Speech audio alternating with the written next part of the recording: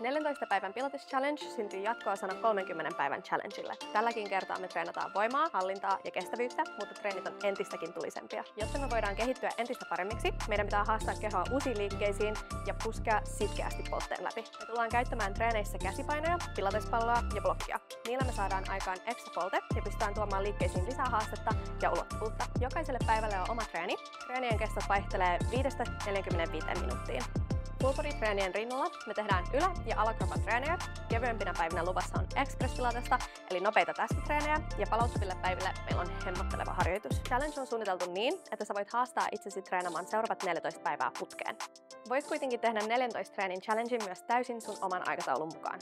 Ja mikäli joku treeni tuntuu erityisen haastavalta, mä kannustan sua tekemään sen uudemman ja jopa useammankin kerran. Treenit sopii kaikille, jotka haluaa tehdä pilatesta välineillä. Ei siis haittaa, vaikka et olisi ollut mukana mun 30 päivän challengeissa. Suosittelen kuitenkin, että olisit tehnyt ainakin muutaman kerran pilatesta ennenkin. Uskon ja toivon, että tämän challengein aikana ja sen jälkeen saat ylpeä itsestäsi, koet sun olon vahvemmaksi ja itsevarmemmaksi. Mä kuitenkin varoitan, että sä tulet todennäköisesti myös koukuttamaan pilateksen entistä isommin. En malta odottaa, että päästään startaamaan tää challenge yhdessä.